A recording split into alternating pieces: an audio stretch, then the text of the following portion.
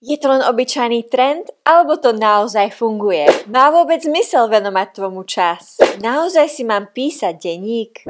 No počkaj. Nemám na nič čas všakže. A čo by mi to vlastne mohlo priniesť? Je môj život dostatočne zaujímavý na to, aby som o ňom mohol písať? Som rada, že sa pýtaš. Vítaj vo Vycibrene, kde dnes odhalíš výhody písania denníka, ďalej tipy a triky, ako písať denník, zistíš, ako správne vedený denník ti dokáže zmeniť život. Haleluja! Priprav sa na domácu úlohu, ktorá ťa naštartuje a samozrejme, ako v každom videu, aj dnešné video zaklincujeme afirmáciami pre úspech tvojho budúceho ja. Priprav sa na pozitívne zmeny v tvojom živote. Prvá kapitola.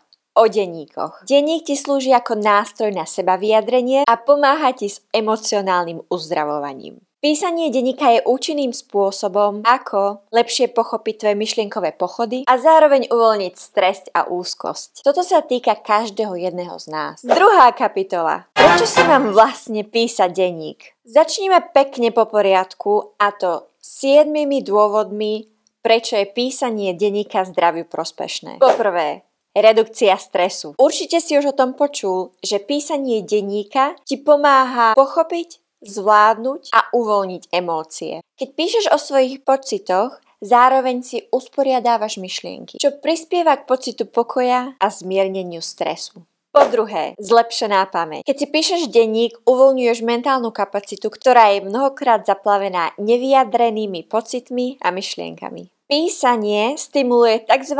Retikulárny aktivačný systém, ktorý funguje ako filter pre všetky informácie, ktoré tvoj mozog spracováva. Tento filter ti pomáha sústrediť sa na danú aktivitu, ktorú v tomto momente vykonávaš. Takisto je zodpovedný za lepšie uchovávanie informácií. 3. Lepší spánok. Zlepši si kvalitu spánku tým, že si pred spaním spíšeš všetky starosti a stresujúce myšlienky. Tento proces odbremenenia sa od starostí a vyčistenia mysle je skvelou prípravou na spokojný spánok. Je obzvlášť prospešný, ak zažíváš uháňajúce myšlienky či úzkosť. 4. Zvýšenie kreativity. Neštrukturované písanie stimuluje kreatívne oblasti v mozgu. Prirodzený tok myšlienok rozvíja kreativitu. Preskúmaj svoje nápady bez obmedzení. 5. Emocionálna inteligencia. Vďaka technike expresívneho písania, ktorú ti vysvetlím v nasledujúcej kapitole, porozumieš a zvládneš svoje vlastné emócie efektívnejšie a lepšie, čím prispievaš k zlepšeniu duševného zdravia. Vďaka technike expresívneho písania si precvičíš, ako súcitiť s ostatnými, čo ti prispieje k lepším medziľudským vzťahom. 6. Posilnená identita. Písanie denníkov prispieva k posilneniu pocitu identity. Keď píšeš o významných osobných udalostiach, prispievaš k formovaniu tvojho ja a osobnostnému rastu. 7. Vytyčovanie cieľov. Ak chceš dosiahnuť svoje ciele, píš si ich. Tvoje ambície a sny získajú reálnejšiu podobu. Nestresuj sa, len začni písať a uvidíš, ako ovplyvníš tvoju cestu k tvojmu budúcemu ja. Kapitola 3. Čo mám písať do denníka a ako si ho mám písať? Chceš využiť výhody spomenuté v prvej kapitole, ale nevieš ako začať? Na to som tu ja a predstavujem ti 5 základných techník písania denníka. Poprvé, expresívne písanie. Expresívne písanie je technika písania denníka, vďaka ktorej slobodne vyjadruješ svoje pocity a myšlienky bez akéhokoľvek posudzovania či sebakritiky. Cítiš sa vystresovanie alebo preťaženie? Vyskúšaj túto techniku. Keď píšeš o bolestivých alebo negatívnych udalostiach, zároveň tým dokážeš lepšie pochopiť myšlienky a pocity. Vedel si o tom, že expresívne písanie o bolestných situáciách má pozitívny vplyv na duševné zdravie? Výhody expresívneho písania. Expresívne písanie ti pomáha pri spracovávaní emócií, riešení problémov, posilňovaní emocionálnej pohody a prispieva k znižovaniu stresu a úzkosti. Tip. Vnímaj expresívne písanie ako očistu a detox, nechaj svoje myšlienky voľne plynúť a bez akejkoľvek sebakritiky napíš, čo máš na srdci. Uvidíš, ako sa ti po čase uľaví. Ako mám využiť túto techniku? Som rada, že sa pýtaš. V akomkoľvek momente počas dňa, keď sa cítiš preťažene alebo úzkostlivo. Expresívne písanie ti pomôže spracovať a pochopiť nevyjadrené emócie. Druhá technika. Technika písanie o tvojich cieľoch. Ako by vyzeral tvoj život, keby si vybral inú cestu ako tú, po ktorej momentálne kráčaš? Ako by vyzeral tvoj život, ak by si sa nezaujímal o názory ostatných, ani o finančnú stránku veci? Použij svoj denník pre vizualizáciu tvojho budúceho ja. Stanov si ciele, spíš si ich a zamysli sa nad krokmi potrebnými k ich dosiahnutiu. Vieš, ako si stanoviť svoje ciele? Nevadí. Na to je to moje video o nástenke vízií. Nepremeškaj ho. Kedy mám využiť túto techniku? Keď začneš deň písaním denníka, zameraj sa na ciele, ktoré chceš dosiahnuť v ten daný deň. Pamätaj, že iba ty sám rozhoduješ o tom, ako sa cítiš. Tip. Tvoj skvelý deň. Hneď ráno, ako otvoríš oči po zobudení, napíš si do svojho denníka. Dnes je skvelý deň, lebo... A doplň. Sám budeš prekvapený, ako ti táto jednoduchá aktivita zlepší náladu. Po tretie, písanie technikou vyjadrovania vďačnosti. Vedel si o tom, že zapisovanie momentov, za ktoré si vďačný, ti zlepšuje duševné zdravie? Vyjadrovanie vďačnosti znižuješ pocity stresu a zvyšuješ pocity šťastia. Vyskúšajme si to. Pozastav toto video a nahlas si povedz 3 veci, za ktoré si v tomto momente vďačný. Som vďačný za... Doplň. Sám budeš prekvapený, ako ti táto jednoduchá aktivita zlepší náladu. Víťazoslav, ktorý predstavuje tvoje vycibrené ja, už dávno pochopil, ako ho prejavovanie vďačnosti ovplyvňuje. Keďže vyjadrujem vďaku za pozitívne udalosti v mojom živote, sústredím svoju pozornosť na dobré veci, ktoré sa mi dejú. Vďaka tomu sa stávam šťastnejším a cítim sa lepšie po duševnej stránke. Kedy mám využiť túto techniku? Len pár minút večerného písania o tom, za čo si vďačný, ti zlepší spánok. Touto technikou spracuješ udalosti zo dňa a znížiš stres, čím si navodíš pokojnejší spánok. Veď kto by nechcel spať ako bábätko, všakže? Zaujímajú ťa výhody vyjadrovania vďačnosti? Viac ti o tom poviem v mojom nasledujúcom videu. Po štvrté, písanie technikou prítomného okamihu. Alebo po anglicky mindfulness. Ako táto technika funguje? Zober si pero a sústreď sa na to, čo práve vnímaš a ako sa cítiš. Skúmaj prítomný okamih bez predsudkov. Nič netrvá večne a myšlienky, ktoré prišli, aj odídu. Minulosť nezmeníš a budúcnosť je neistá. Jediné, čo máš, je tento okamih. Kedy mám využiť túto techniku? Najlepší čas závisí od tvojho harmonogramu. Či už sa chceš ráno pozitívne naladiť na nadchádzajúci deň, alebo uvoľniť pred spaním, či zvládnuť stres počas dňa. Kľúčom je nájsť si správnu rutinu, pri ktorej sa budeš cítiť prospešne. Kazimír, predstavujúci tvoje odvrátené ja, sa nevie sústrediť. Moje myšlienky lietajú všade tade. Neviem, ktorú z nich si mám vybrať. Neviem, na čo sa mám zamerať. Neviem, čoho sa mám chytiť a o čom mám začať písať. Tip.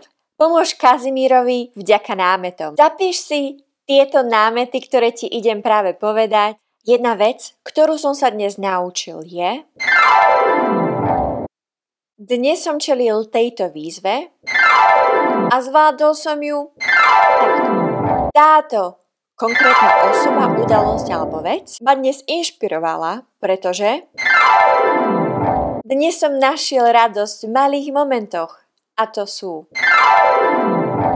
Dnes som si všimol konkrétny detail a to ma donútilo premýšľať o... Keď si prehrám dnešok v pamäti, jedna vec, ktorú si chcem zapamätať je... A tak, uvidíš, ako ti tieto námety pomôžu s písaním denníka. 5. technika. Pre tých najkreatívnejších z vás vám ponúkam túto techniku. Písanie technikou rozprávania príbehov. Objav skrytého scenáristu, ktorý drieme v tebe, zamysli sa nad otázkou. Ktorá udalosť, ktorú som dnes zažil, stojí za to, aby som o nej prerozprával príbeh. Uvedom si, že si hlavným hrdinom tvojho života. Ak by mali o tebe natočiť film, ako by vyzeral? Aký príbeh chceš porozprávať? Zober si pero a svoj denník a prerozprávaj udalosti, ktoré sa ti dejú, ako keby si o sebe pozeral film. Je to veľmi zábavná aktivita, ktorá ti pomôže vnímať tvoj život z inej perspektívy. Tvoje vycebrené ja, Víťazoslav, si uvedomuje silu písania denníka.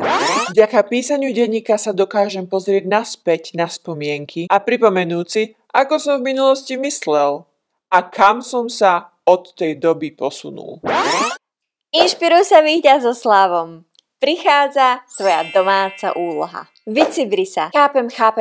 Je to veľa informácií a môže sa ti zdať, že začať písať denník je veľmi náročné. Avšak skutočnosť je opak. Ponúkam ti krok za krokom sprievodcu, ako začať. Poprvé, zvol si formu denníka. Uprednostňuješ písanie rukou alebo digitálne? Písanie rukou sa môže zdať osobnejšie, avšak digitálne vedenie denníka môže byť pohodlnejšie. Dokonca existuje aj tretia možnosť, čo je hlasové nahrávanie alebo nahrávanie pomocou videa. 2. Začni v malom. Netlač na seba, aby si každý deň zapísal jednu veľkú stranu. Aj krátke písanie má významný prínos pre zdravie. Začni v malom, len niekoľkými minútami denne alebo len niekoľkými vetami. Po tretie, píš slobodne. Píš bez obáv o gramatiku, štýl alebo právopis. Kľúčom k úspechu je úprimne vyjadriť tvoje pocity a myšlienky. Po štvrté, zamysli sa nad svojim dňom. Skús začať s tým, že napíšeš o tom, čo sa stalo počas tvojho dňa, čo si sa naučil. 5. Vyhrať si pravidelný čas. Dôslednosti pomôže vytvoriť si z písania denníka zvyk. Samotný akt písania denníka poskytuje množstvo výhod, bez ohľadu na to, ako ho robíš. 5. kapitola. Afirmačné výroky. Afirmačné výroky ti pomôžu udržať si pozitívne myslenie tým, že zameriavajú tvoju pozornosť na prospešné myšlienky a názory. Opakuj som to. Môj denník je bezpečným miestom pre moje pocity a myšlienky, miestom, kde môžem byť úprimný a pravdivý. Každým slovom, ktoré napíšem do svojho denníka, sa stávam lepším pozorovateľom sveta a písanie mi pomáha zachytávať momenty z môjho života. Písanie denníka mi poskytuje čas na zamyslenie a sebereflexiu, čím sa každý deň stávam sebavedomejším. Môj denník je zrkadlom, ktorý odráža môj vnútorný svet. Každý zápis do môjho denníka zvyšuje môj osobnostný rast. Písanie o pocitoch mi pomáha ich spracovať a uvoľniť, čím podporujem svoj duševný stav. Som v súlade s mojimi emóciami a lepšie rozumiem ostatným. Keď píšem slobodne, skúmam a vytváram nové kreatívne nápady, čím vidím problémy z iných perspektív. To bolo veľa informácií, všakže. Sledovanie tohto videa by bolo úplne zbytočné, ak sa nechystáš naozaj konať. Tak zober pero a začni písať. Vidíme sa vo Vycibrene na budúce. Ak súvisiacich